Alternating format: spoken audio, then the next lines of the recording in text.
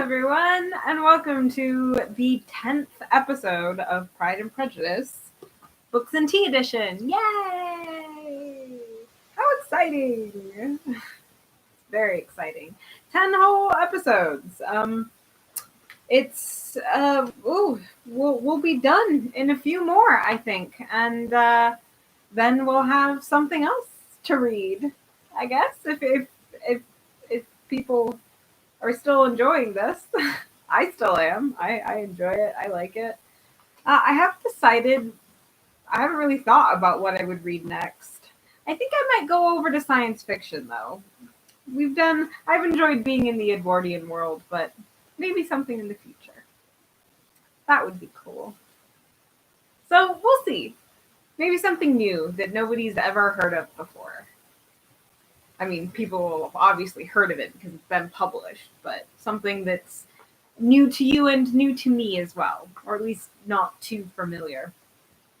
As I'm saying that, an idea is forming in my head, so cool. How is adjusting all the pillows on my chair? Adjust it this way, adjust it that way. Help my back, help my butt. How's everyone doing today? I'm doing well. It's a Sunday. I was working. I usually work on Sundays. I'm drinking iced tea because it's summer and it's hot.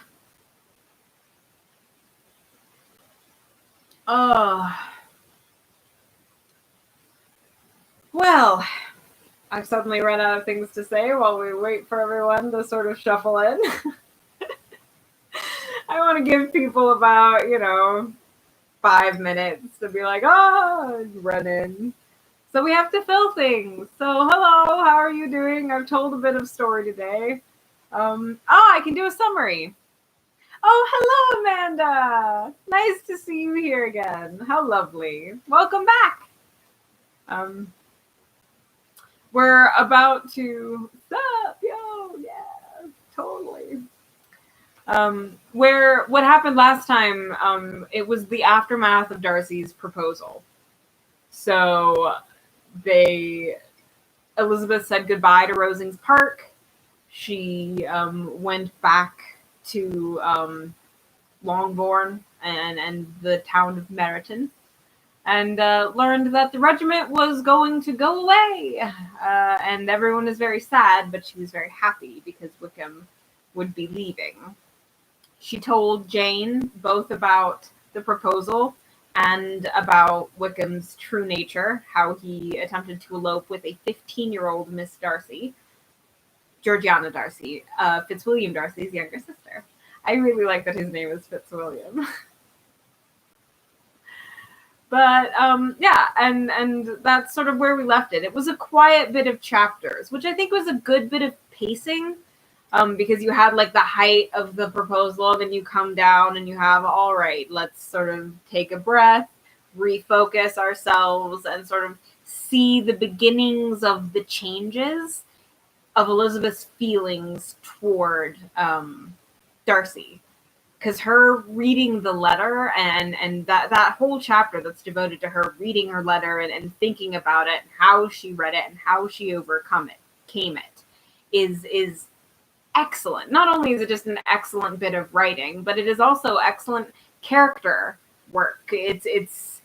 We get to see Elizabeth change her mind and get to see her realize, I've been a fool. I've never lived till now.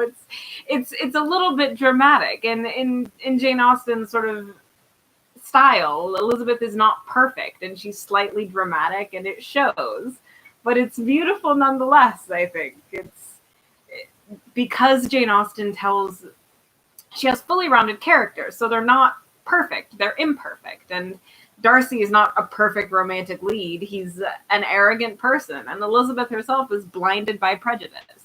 Darcy is pride, and Elizabeth is prejudice, because she was happy to, he's rich, he must be a fucking asshole. So, sorry, I didn't say any curse words. There are small children watching. I never. Okay, let's get started, shall we?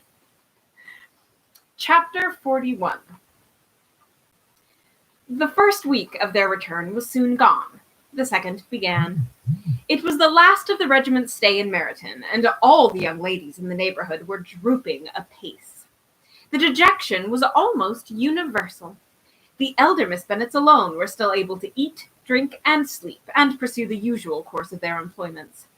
Very frequently they were reproached for this insensibility by Kitty and Lydia, whose own misery was extreme, and who could not comprehend such hard-heartedness in any of the family. "Good heaven, what's to become of us? What are we to do?" would they often exclaim in the bitterness of woe. "How can you be smiling so, Lizzie?" Their affectionate mother shared all their grief. She remembered what she had herself endured on a similar occasion 25 years ago. "I am sure," said she, "I cried for 2 days together when Colonel Millar's regiment went away. I thought I should have broke my heart." "I am sure I shall break mine," said Lydia. "If one could but go to Brighton," observed Mrs. Bennet. "Oh, yes, if one could but go to Brighton. But Papa is so disagreeable." "A little sunbathing would set me up forever." "And my Aunt Phillips is sure to do me a great deal of good," added Kitty. "And my Aunt Phillips is sure it would do me a great deal of good," added Kitty. Let us read all of the words. Such were the kind of lamentations resounding perpetually through Longbourn House. Elizabeth tried to be diverted by them, but all sense of pleasure was lost in shame. She felt anew the justice of Mr. Darcy's objections, and never had she before been so much disposed to pardon his interference in the views of his friend. But the gloom of Lydia's prospect was shortly cleared away, for she had received an invitation from Mrs. Forster, the wife of the colonel of the regiment, to accompany her to Brighton. This invaluable friend was a very good woman, and very lately married. A resemblance in good humour and good spirits had recommended her and Lydia to each other, and out of their 3 months' acquaintance they had been intimate 2. The rapture of Lydia on this occasion, her adoration of Mrs. Forster, the delight of Mrs. Bennet, and the mortification of Kitty are scarcely to be described. Wholly inattentive to her sister's feelings, Lydia flew about the house in restless ecstasy, calling for everyone's congratulations, and laughing and talking with more violence than ever, whilst the luckless Kitty continued in the parlour, repining at her fate in terms as unreasonable as her accent was peevish.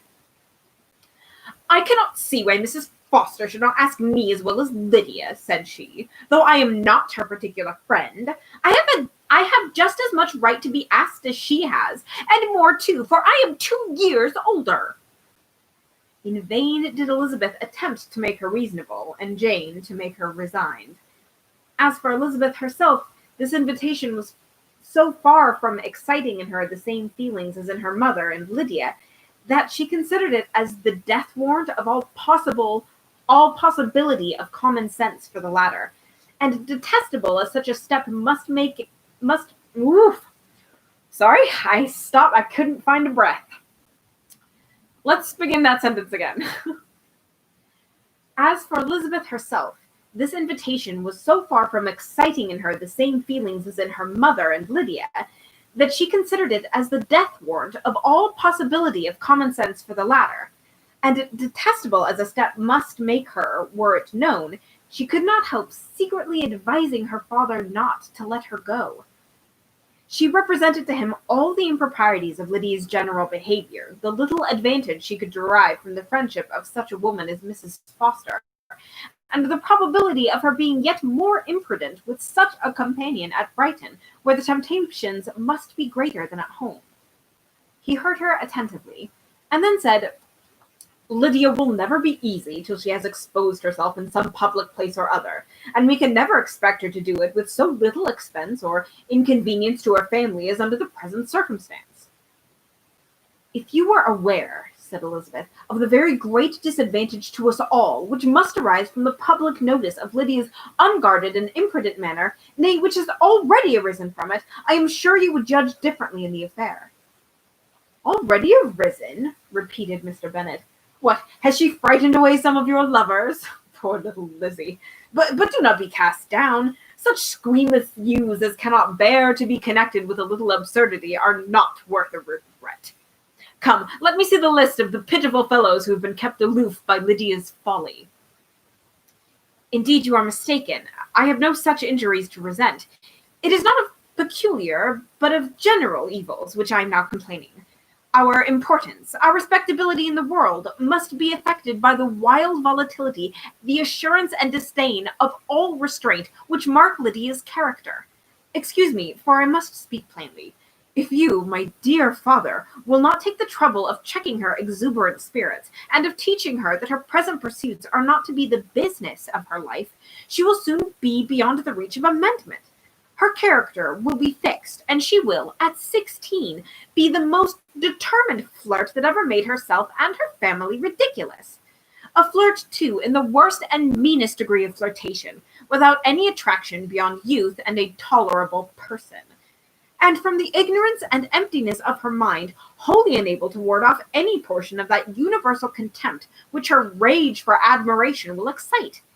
In this danger is Kitty also comprehended. She will follow wherever Lydia leads.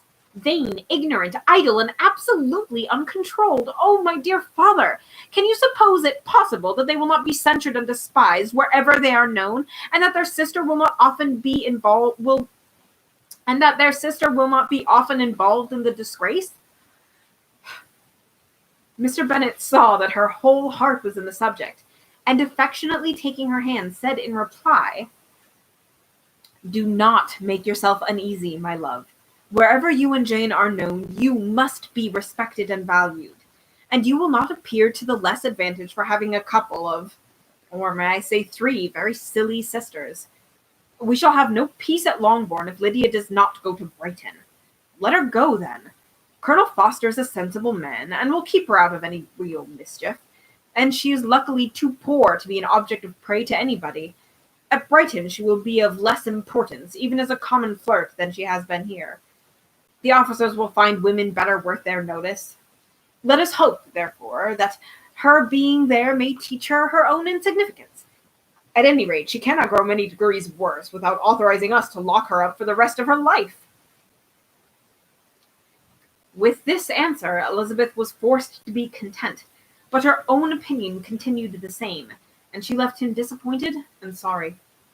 It was not her nature, however, to increase her vexations by dwelling on them.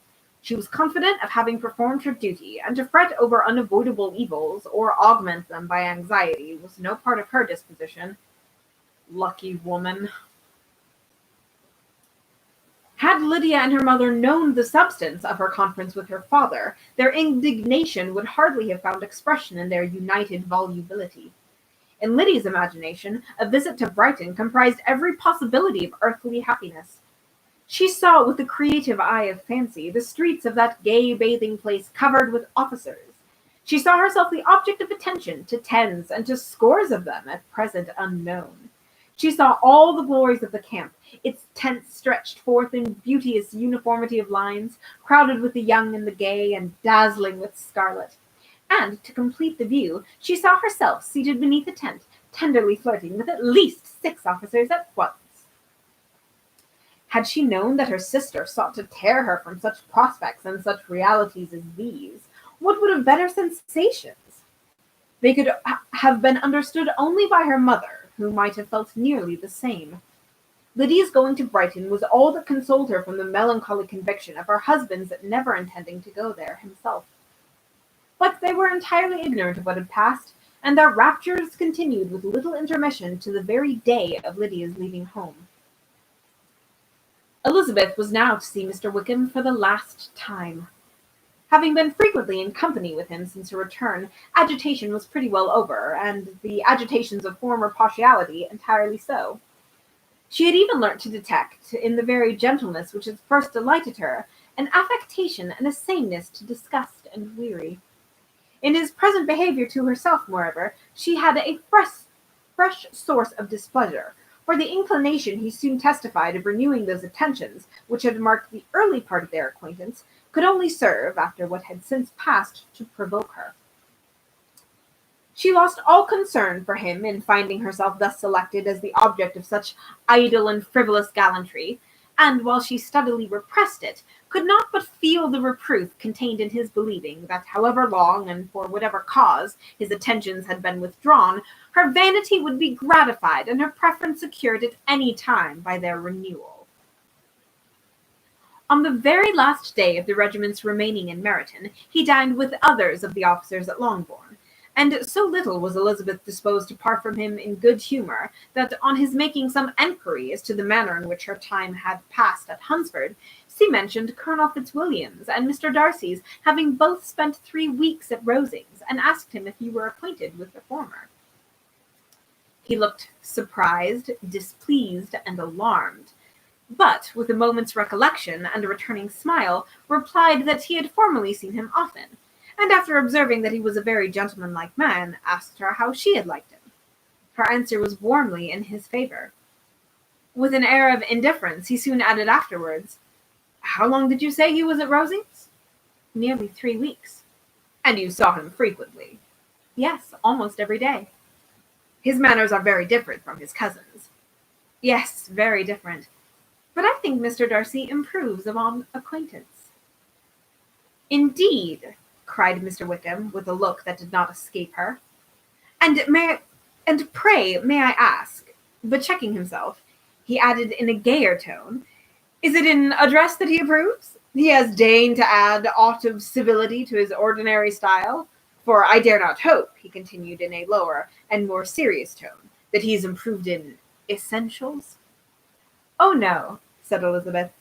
"In essentials I believe he is very much what he ever was." While she spoke, Wickham looked as if scarcely knowing whether to rejoice over her words or to distrust their meaning. There was something in her countenance which made him listen with an apprehensive and anxious attention, while she added, When I said that he improved on acquaintance, I did not mean that either his mind or manners were in a state of improvement, but that from knowing him better, his disposition was understood better." Wickham's alarm now appeared in a heightened complexion and agitated look. For a few minutes he was silent, till, shaking off his embarrassment, he turned to her again, and said in the gentlest of accents, "You, who know so well my feelings towards Mr. Darcy, will readily comprehend how sincerely I must rejoice that he is wise enough to assume even the appearance of what is right. His pride in that direction may be of service, if not to himself, to many others, for it must deter him from such foul misconduct as I have suffered by. I only fear that this sort of cautiousness, to which you, I imagine, have been alluding, is merely adopted on his visits to his aunt, of whose good opinion and judgment he stands much in awe. His fear of her has always operated, I know, when they were together, and a good deal is to be imputed to his wish of forwarding the match with Miss de Bourgh, which I am certain he has very much at heart." Elizabeth could not repress a smile at this, but she answered only by a slight inclination of the head.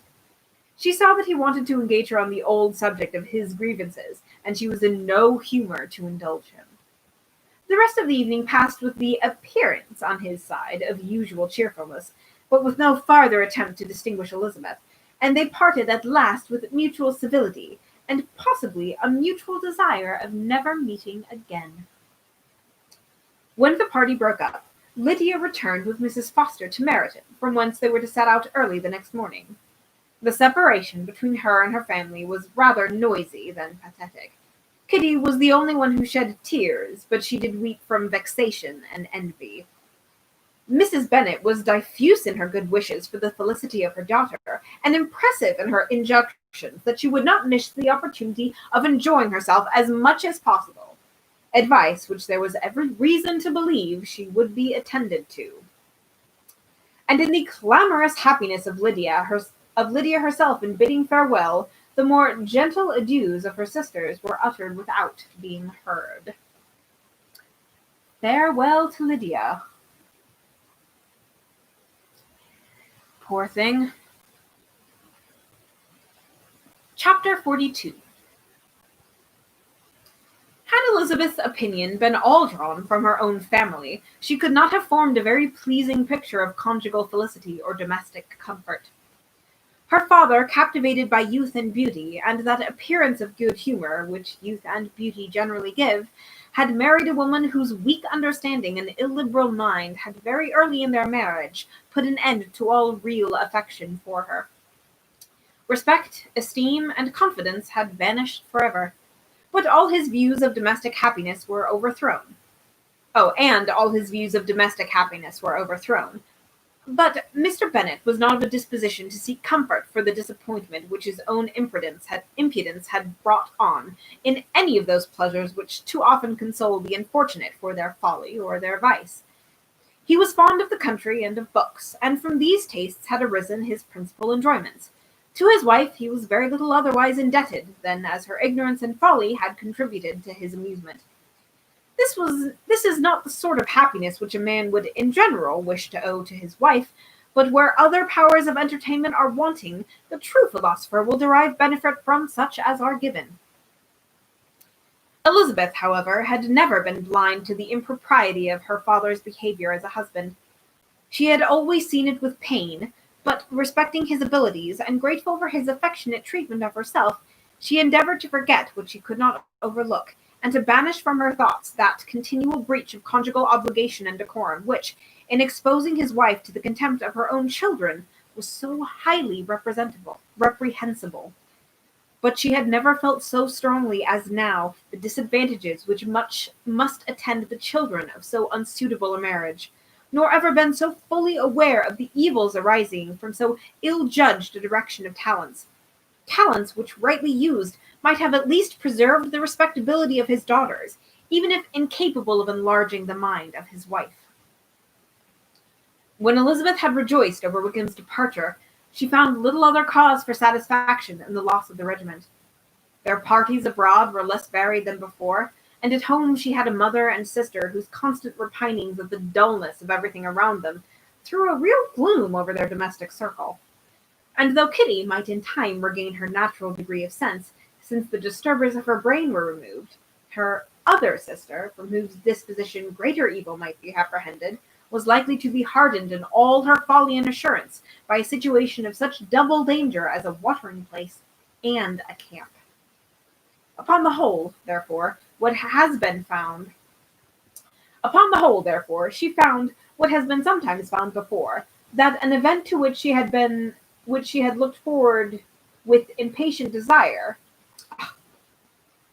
So sorry, I got caught up in words, got distracted. Upon the whole, therefore, she found, what has sometimes been found before, that an event to which she had looked forward with impatient desire did not, in taking place, bring all the satisfaction she had promised herself. It was consequently necessary to name some other period for the commencement of actual felicity, to have some other point on which her wishes and hopes might be fixed, and, by again enjoying the pleasure of anticipation, console herself for the present, and prepare for another disappointment. Her tour to the lakes was now the object of her happiest thoughts. It was her best consolation for all the uncomfortable hours which the discontentedness of her mother and Kitty made inevitable. And could she have included Jane in the scheme, every part of it would have been perfect. But it is fortunate, thought she, that I have something to wish for. Were the whole arrangement complete, my disappointment would be certain. But here, by carrying with me one ceaseless source of regret in my sister's absence, I may reasonably hope to have all of my expectations of pleasure realized. A scheme of which every part promises delight can never be successful, and general disappointment is only warded off by the defense of some little peculiar vexation. Which I think is a very sensible attitude. Very realist. Elizabeth is a realist, I think. When Lydia went away, she promised to write very often and very minutely to her mother and Kitty, but her letters were always long expected and always very short. Those to her mother contained little else than that they were just returned from the library, where such and such officers had attended, and where she had seen such beautiful ornaments as made her quite wild, that she had a new gown or a new parasol, which she would have described more fully, but was obliged to leave off in a violent hurry, as Mrs. Foster called her, and they were going to the camp. And from her correspondence with her sister, there was still less to be learnt. for her letters to Kitty, though rather longer, were much too full of lines under the words to be made public. I don't know what that means. After the first fortnight, or 3 weeks of her absence, health, good humour, and cheerfulness began to reappear at Longbourn. Everything wore a happier aspect. The families who had been in town for the winter came back again, and summer finery and summer engagements arose. Mrs. Bennet was restored to her usual querulous serenity, and by the middle of June Kitty was so much recovered as to be able to enter Meryton without tears, an event of such happy promise as to make Elizabeth hope that, by the following Christmas, she might be so tolerably reasonable as not to mention an officer above once a day, unless by some cruel and malicious arrangement at the War Office another regiment should be quartered in Meryton. The time fixed for the beginning of their northern tour was now fast approaching, and a fortnight only was wanting of it, when a letter arrived from Mrs. Gardiner which at once delayed its commencement and curtailed its extent. Mr. Gardiner would be prevented by business from setting out till a fortnight later in July, and must be in London again within a month, and as that left too short a period for them to go so far and see so much as they had proposed, or at least to see it with the leisure and comfort they had built on, they were obliged to give up the lakes and substitute a more contracted tour. According to the present plan, they were to go no farther northward than Derbyshire. In that country there was enough to be seen, to occupy the chief of their 3 weeks, and to Mrs. Gardiner it had a peculiarly strong attraction. The town where she had formerly passed some years of her life, and where they were now to spend a few days, was probably as great an object of her curiosity as all the celebrated beauties of Matlock, Chatsworth, Dovedale, or the Peak. Elizabeth was excessively disappointed. She had set her heart on seeing the lakes, and still thought there might have been time enough. But it was her business to be satisfied, and certainly her temper to be happy, and soon all was right again. With the mention of Derbyshire, there were many ideas connected. It was impossible for her to see the word without thinking of Pemberley and its owner. "But surely," said she, "I may enter his country with impunity, and rob it of a few petrified spars without his perceiving me." The period of expectation was now doubled. 4 weeks were to pass away before her uncle and aunt's arrival. But they did pass away, and Mr. and Mrs. Gardiner, with their 4 children, did at length appear at Longbourn. The children, 2 girls of 6 and 8 years old, and 2 younger boys, were to be left under the particular care of their cousin Jane, who was the general favourite, and whose steady sense and sweetness of temper exactly adapted her for attending to them in every way, teaching them, playing with them, and loving them.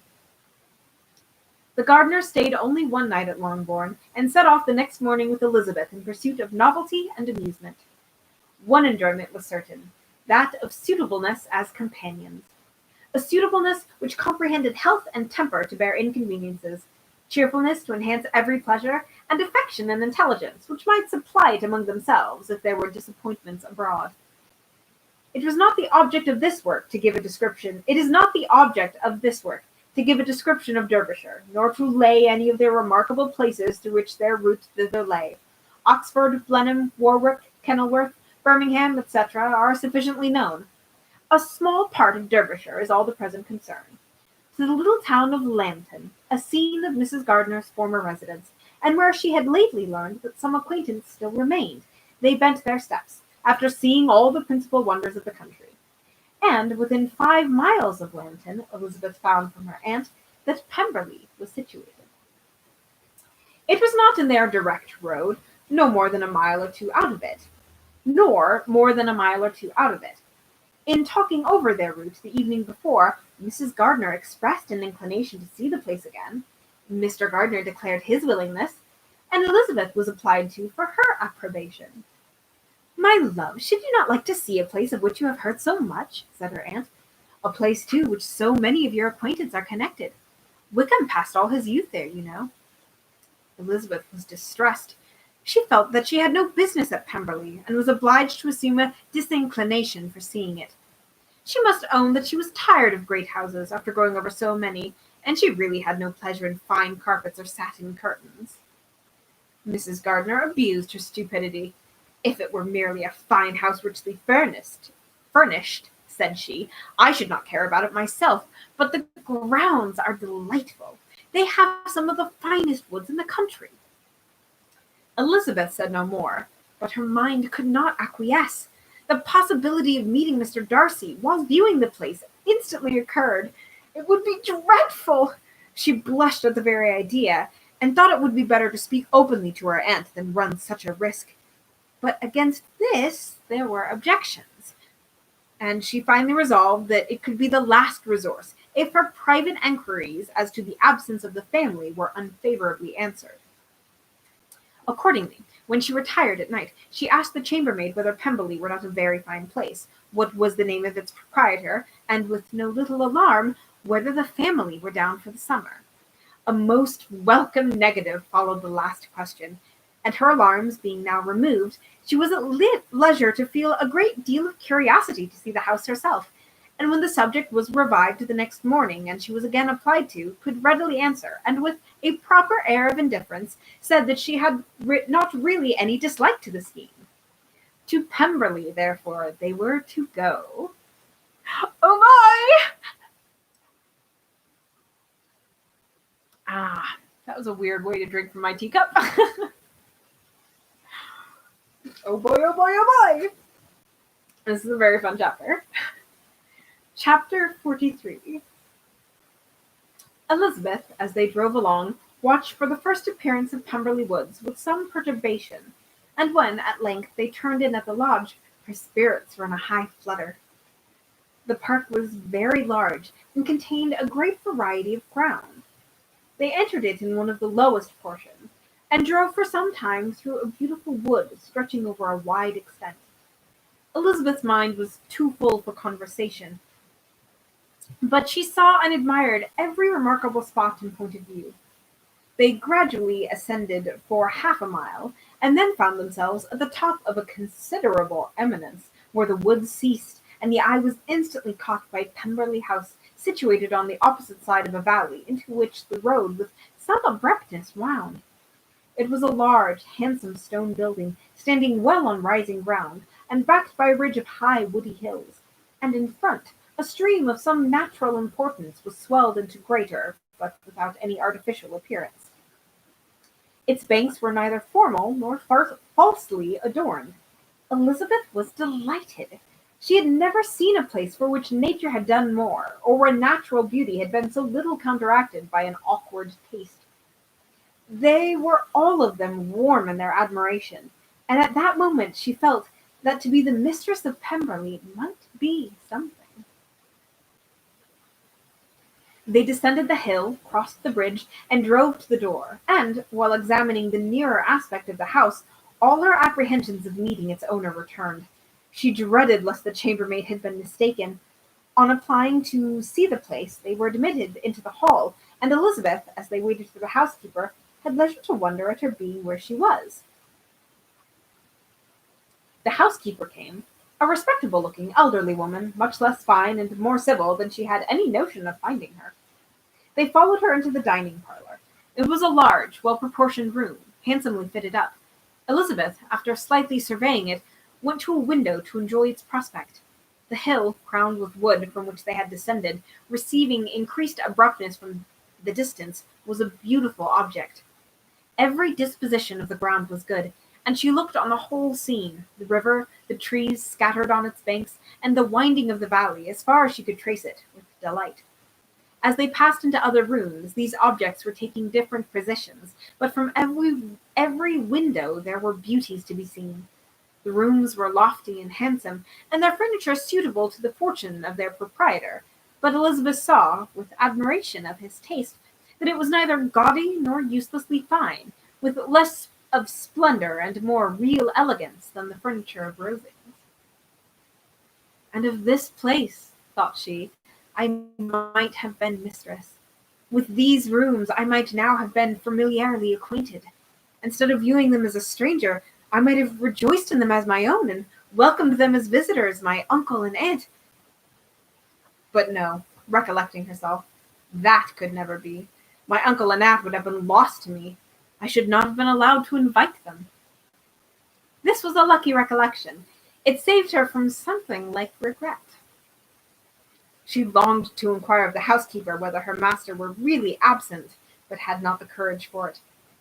At length, however, the question was asked by her uncle, and she turned away with alarm, while Mrs. Reynolds replied that he was, adding, "But we expect him tomorrow with a large party of friends." How rejoiced was Elizabeth that their journey had not, by any circumstance, been delayed a day. Her aunt now called her to look at a picture. She approached, and saw the likeness of Mr. Wickham suspended amongst several other miniatures over the mantelpiece. Her aunt asked her smilingly how she liked it. The housekeeper came forward and told them it was the picture of a young gentleman, the son of her late master's steward, who had been brought up by him at his own expense. "He is now gone into the army," she added, "but I'm afraid he's turned out very wild." Mrs. Gardiner looked at her niece with a smile, but Elizabeth could not return it. "And that," said Mrs. Reynolds, pointing to another of the miniatures, "is my master, and very like him. It was drawn at the same time as the other, about 8 years ago." "I have heard much of your master's fine person," said Mrs. Gardiner, looking at the picture. "It is a handsome face. But, Lizzie, can you tell us whether it is like or not?" Mrs. Reynolds' respect for Elizabeth seemed to increase on this intimation of her knowing her master. "Does the young lady know Mr. Darcy?" Elizabeth colored and said, "A little." "And do you not think him a very handsome gentleman, ma'am?" "Yes, very handsome." "I am sure I know none so handsome, but in the gallery upstairs you will see a finer, larger picture of him than this. This room was my late master's favorite, and these miniatures are just as they used to be. He was very fond of them." This accounted to Elizabeth for Mr. Wickham's being among them. Mrs. Reynolds then directed their attention to one of Miss Darcy, drawn when she was only 8 years old. "And is Miss Darcy as handsome as her brother?" said Mr. Gardiner. "Oh, yes, the handsomest young lady that ever was seen, and so accomplished. She plays and sings all day long. In the next room is a new instrument just come down for her, a present from my master. She comes here tomorrow with him." Mr. Gardiner, whose manners were easy and pleasant, encouraged her communicativeness by his questions and remarks. Mrs. Reynolds, either from pride or attachment, had evidently great pleasure in talking of her master and his sister. "Is your master much at Pemberley in the course of a year?" "Not as much as I could wish, sir, but I dare say he may spend half his time here, and Miss Darcy is always down for the summer months." "Except," thought Elizabeth, "when she goes to Ramsgate." "If your master would marry, you might see more of him." "Yes, sir, but I do not know when that will be. I do not know who is good enough for him." Mr. and Mrs. Gardiner smiled. Elizabeth could not help saying, "It is very much to his credit. I am sure that you should think so." "I say no more than the truth, and what everybody will say that knows him," replied the other. Elizabeth thought this was going pretty far, and she listened with increasing astonishment as the housekeeper added, "I have never had a cross word from him in my life, and I have known him since he was 4 years old." This was praise, of all others most extraordinary, most opposite to her ideas. That he was not a good-tempered man had been her firmest opinion. Her keenest attention was awakened. She longed to hear more, and was grateful to her uncle for saying, "There are very few people of whom so much can be said. You are lucky in having such a master." "Yes, sir, I know I am. If I was to go through the world, I could not meet with a better. But I have always observed that they who are good-natured when they are children are good-natured when they grow up. And he was always the sweetest-tempered, most generous-hearted boy in the world." Elizabeth almost stared at her. "Can this be Mr. Darcy?" thought she. "His father was an excellent man," said Mrs. Gardiner, who was very aware of things, by the by. She knows she's Elizabeth's mother figure. "Yes, ma'am, that he was indeed, and his son will be just like him, just as affable to the poor." Elizabeth listened, wondered, doubted, and was impatient for more. Mrs. Reynolds could interest her on no other point. She related the subject of the pictures and the dimensions of the rooms and the price of the furniture in vain. Mr. Gardiner, highly amused by the kind of family prejudice to which he attributed her excessive commendation of her master, soon led again to the subject, and she dwelt with energy on his many merits as they proceeded up the great staircase. "He is the best landlord and the best master," said she, "that ever lived. Not like the wild young men nowadays, who think of nothing but themselves. There is not one of his tenants or servants but what will give him a good name. Some people call it proud, but I'm sure I never saw anything like it. To my fancy, it is only because he does not rattle away like other young men." "In what an amiable light does this place him," thought Elizabeth. "This fine account of him," whispered her aunt as they walked, "is not quite consistent with his behaviour to our poor friend. Perhaps we might be deceived. That is not very likely. Our authority was too good." On reaching the spacious lobby above, they were shown into a very pretty sitting-room, lately fitted up with greater elegance and lightness than the apartments below, and were informed that it was but just done to give pleasure to Miss Darcy, who had taken a liking to the room when last at Pemberley. "He is certainly a good brother," said Elizabeth, as she walked towards one of the windows. Mrs. Reynolds anticipated Miss Darcy's delight when she should enter the room. "And this is always the way with him," she added. "Whatever can give his sister any pleasure is sure to be done in a moment. There is nothing he would not do for her." The picture gallery and 2 or 3 of the principal bedrooms were all that remained to be shown. In the former were many good paintings, but Elizabeth knew nothing of the art, and from such had been already visible below, she had willingly turned to look at some drawings of Miss Darcy's in crayons, whose subjects were usually more interesting, and also more intelligible. In the gallery there were many family portraits, but they could have little to fix the attention of a stranger. Elizabeth walked on in quest of the only face whose features would be known to her. At last it arrested her, and she beheld a striking resemblance of Mr. Darcy, with such a smile over the face as she remembered to have sometimes seen when he looked at her. She stood several minutes before the picture in earnest contemplation, and returned to it again before they quitted the gallery. Mrs. Reynolds informed them that it had been taken in his father's lifetime. There was certainly at this moment in Elizabeth's mind a more gentle sensation towards the original than she had ever felt in the height of their acquaintance. The commendation bestowed on him by Mrs. Reynolds was of no trifling nature. What praise is more valuable than the praise of an intelligent servant? As a brother, a landlord, a master, she considered how many people's happiness were in his guardianship, how much of pleasure or pain it was in his power to bestow, how much of good or evil must be done by him. Every idea that had been brought forward by the housekeeper was favourable to his character, and as she stood before the canvas on which he was represented, and fixed his eyes upon herself, she thought of his regard with a deeper sentiment of gratitude than it had ever raised before, and she remembered its warmth, and softened its impropriety of expression. It's hard to read this without grinning.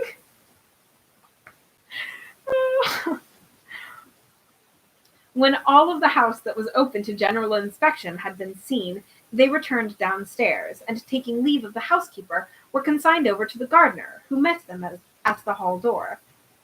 As they walked across the lawn towards the river, Elizabeth turned back to look again. Her uncle and aunt stopped also, and while the former was conjecturing as to the date of the building, the owner of it himself suddenly came forward from the road which led behind it to the stables.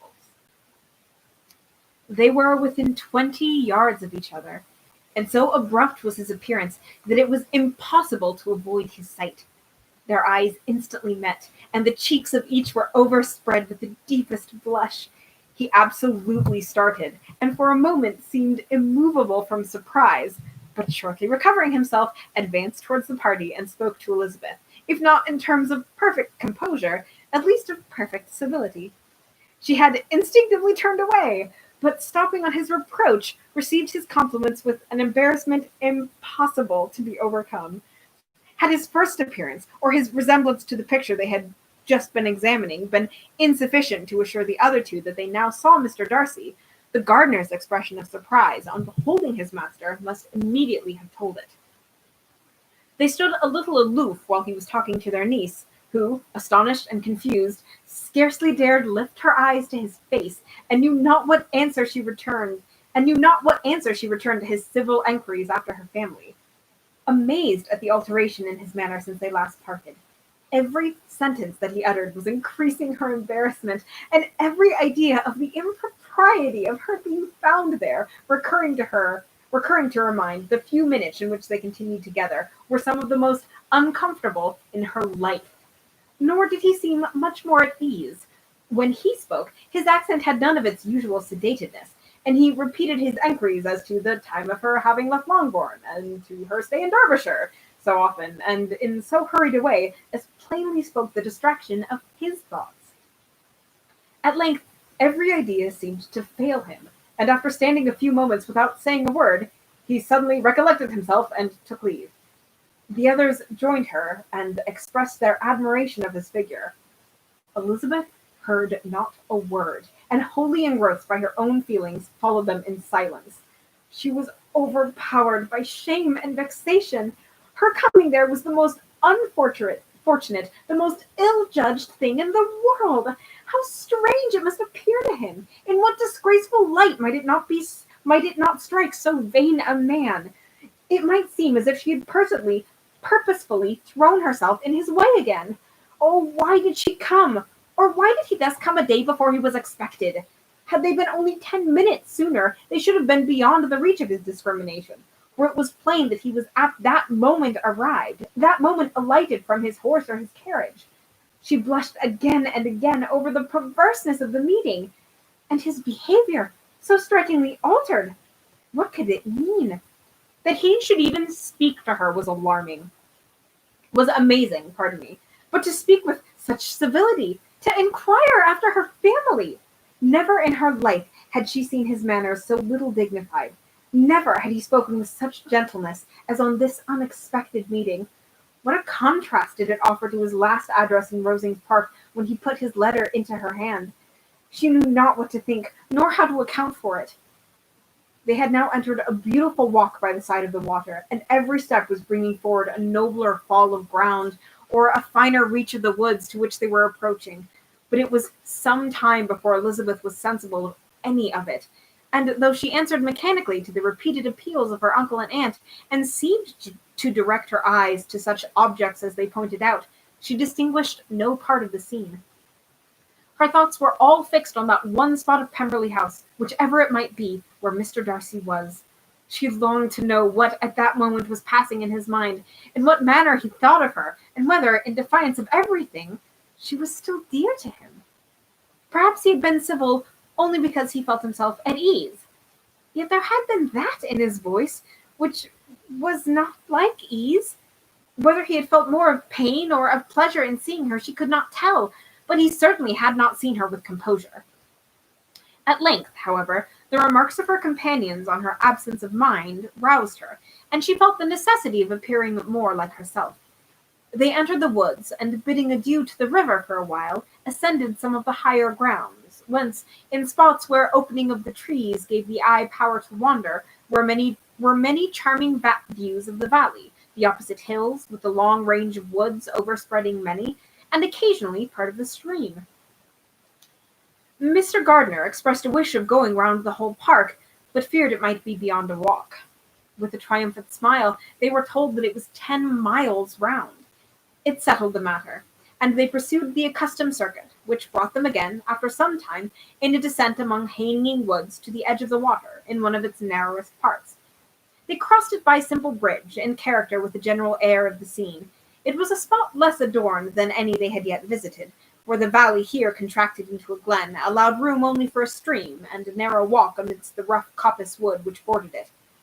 Elizabeth longed to explore its windings, but when they had crossed the bridge and perceived their distance from the house, Mrs. Gardiner, who was not a great walker, could go no farther, and thought only of returning to the carriage as quickly as possible. Her niece, therefore, was obliged to submit, and they took their way towards the house on the opposite side of the river, in the nearest direction. But their progress was slow, for Mr. Gardiner, though seldom able to indulge the taste, was very fond of fishing, and was so much engaged in watching the occasional appearance of some trout in the water, and talking to the man about them, that he advanced but little. Whilst wandering on in this slow manner, they were again surprised. and Elizabeth's astonishment was quite equal to what it had been at first, by the sight of Mr. Darcy approaching them, and at no great distance. The walk being here less sheltered than on the other side allowed them to see him before they met. Elizabeth, however astonished, was at least more prepared for an interview with him, and resolved to appear and to speak with calmness if he really intended to meet them. For a few moments, indeed, she felt that he would probably strike into some other path. This idea lasted while a turning in the walk concealed him from their view. The turning past, he was immediately before them. With a glance, she saw that he had lost none of his recent civility, and to imitate his politeness, she began, as they met, to admire the beauty of the place. But she had not got beyond the words delightful and charming, when some unlucky recollections obtruded, and she fancied that the praise of Pemberley from her might be mischievously construed. Her colour changed, and she said no more. Mrs. Gardiner was standing a little behind, and on her pausing, he asked her if she would do him the honour of introducing him to her friends. This was a stroke of civility for which she was quite unprepared, and she could hardly suppress a smile at his being now seeking the acquaintance of some of those people against whom his pride had revolted in his offer to herself. What will be his surprise, thought she, when he knows who they are? He takes them now for people of fashion. The introduction, however, was immediately made, and as she named their relationship to herself, she stole a sly look at him to see how he bore it, and was not without the expectation of his decamping as fast as he could from such disgraceful companions. That he was surprised by the connection was evident. He sustained it, however, with fortitude, and so far from going away, turned back with them, and entered into conversation with Mr. Gardiner. Elizabeth could not but be pleased, could not but triumph. It was consoling that he should know that she had some relations for whom there was no need to blush. She listened most attentively to all that passed between them, and gloried in every expression, every sentence of her uncle, which marked his intelligence, his taste, or his good manners. The conversation soon turned upon fishing, and she heard Mr. Darcy invite him, with the greatest civility, to fish there as often as he chose while he continued in the neighbourhood, offering at the same time to supply him with fishing tackle, and pointing out those parts of the stream where there were usually most sport. Mrs. Gardiner, who was walking arm in arm with Elizabeth, gave her a look expressive of her wonder. Elizabeth said nothing, but it gratified her exceedingly. The compliment must be all for herself. Her astonishment, however, was extreme, and continually she was repeating, "Why is he so altered? From what can it proceed? It cannot be for me. It cannot be for my sake that his manners are thus softened. My reproofs at Hunsford could not work such a change as this. It is impossible that he should still be in love, that he should still love me." After walking some time in this way, the two ladies in front, the two gentlemen behind, on resuming their places after descending to the brink of the river for the better inspection of some curious water plant, there chanced to be a little alteration. It originated from Mrs. Gardiner, who, fatigued by the exercise of the morning, found Elizabeth's arm inadequate to her support, and consequently preferred her husband's. Mr. Darcy took her place by her niece, and they walked on together. After a short silence, the lady spoke first. She wished him to know that she had been assured of his absence before she came to the place, and accordingly began by observing that his arrival had been very unexpected. "For your housekeeper," she added, "informed us that you would certainly not be here till tomorrow, and indeed before we left Bakewell we understood that you were not immediately expected in the country." He acknowledged the truth of it all, and said that business with his steward had occasioned his coming forward a few hours before the rest of his party with whom he had been travelling. "They will join me early tomorrow," he continued, "and among them are some who will claim an acquaintance with you, Mr. Bingley and his sisters." Elizabeth answered only by a slight bow. Her thoughts were instantly driven back to the time when Mr. Bingley's name had been last mentioned between them, and she might judge from his complexion, his mind was not very differently engaged. "There is also one other person in the party," he continued after a pause, "who more particularly wishes to be known to you." Will you allow me, or do I ask too much, to introduce my sister to you, to your acquaintance during your stay at Lambton?" The surprise of such an application was great indeed. It was too great for her to know in what manner she acceded to it. She immediately felt that whatever desire Miss Darcy might have of being acquainted with her must be the work of her brother, and without looking farther, it was satisfactory. It was gratifying to know that his resentment had not made him really think ill of her. They now walked on in silence, each of them deep in thought.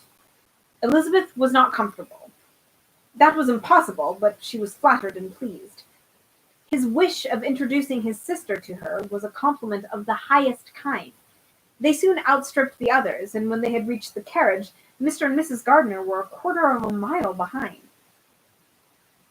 He then asked her to walk into the house, but she declared herself not tired, and they stood together on the lawn. At such a time, much might have been said, and silence was very awkward. She wanted to talk, but there seemed an embargo on every subject. At last she recollected that she had been travelling, and they talked of Matlock and Dovedale with great perseverance. Yet time and her aunt moved slowly, and her patience and her ideas were nearly worn out before the tete-a-tete was over. On Mr. and Mrs. Gardiner coming up, they were all pressed to go into the house and take some refreshment, but this was declined, and they parted on each side with the utmost politeness. Mr. Darcy handed the ladies into the carriage, and when it drove off, Elizabeth saw him walking slowly towards his house. The observations of her uncle and aunt now began, and each of them pronounced him to be infinitely superior to anything they had expected. "He is perfectly well behaved, polite and unassuming," said her uncle. "There is something a little stately in him, to be sure," replied her aunt, "but it is confined to his air, and is not unbecoming. I can now say with the housekeeper that though some people may call him proud, I have seen nothing of it. I was never more surprised than by his behavior to us. It was more than civil. It was really attentive, and there was no necessity for such attention. His acquaintance with Elizabeth was very trifling." "To be sure, Lizzie," said her aunt, "he is not so handsome as Wickham, or rather he has not Wickham's countenance, for his features are perfectly good. But how came you to tell us that he was so disagreeable?" Elizabeth excused herself as well as she could, said that she had liked him better when they met in Kent than before, and that she had never seen him so pleasant as this morning. "But perhaps he may be a little whimsical in his civilities," replied her uncle. "Your great men often are, and therefore I shall not take him at his word about fishing, as he might change his mind another day and warn me off his grounds." Elizabeth felt that they had entirely mistaken his character, but said nothing. "From what we have seen of him," continued Mrs. Gardiner, "I really should not have thought that he could have behaved in so cruel a way by anybody, as he has done by poor Wickham. He has not an ill-natured look. On the contrary, there is something pleasing about his mouth when he speaks, and there is something of dignity in his countenance that would not give one an unfavourable idea of his heart. But to be sure, the good lady who showed us the house did give him a most flaming character. I could hardly help laughing aloud sometimes. But he is a liberal master, I suppose, and that, in the eye of a servant, comprehends every virtue." Elizabeth here felt herself called on to say something in vindication of his behaviour to Wickham, and therefore gave them to understand, in as guarded a manner as she could, that by what she had heard from his relations in Kent, his actions were capable of a very different construction, and that his character was by no means so faulty, nor Wickham so amiable, as they had been considered in Hertfordshire. The confirmation of this, she related the particulars of all the pecuniary transactions in which they had been connected, without actually naming her authority, but stating it to be as much as might be relied on. Mrs. Gardiner was surprised and concerned, but as they were now approaching the scene of her former pleasures, every idea gave way to the charm of recollection, and she was too much engaged in pointing out to her husband all the interesting spots in its environs to think of anything else. Fatigued as she had been by the morning's walk, they had no sooner dined than she set off again in quest of her former acquaintance, and the evening was spent in the satisfaction of an intercourse renewed after many years of discontinuance.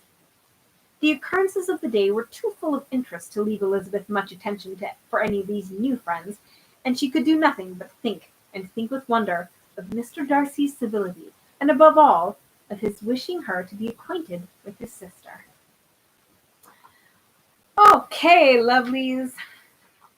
I love that chapter. That's chapter 43, and it is one of my favorites, without a doubt. We will leave it off there for the moment. We will come back on Thursday feeling refreshed and lovely after a good, hard week, and we will read some more, and we will get to meet Georgiana Darcy, who's absolutely lovely, and we will get to renew our acquaintance with Mr. Bingley, and unfortunately his sisters as well. But all in good time. Yeah, there we go. Bye.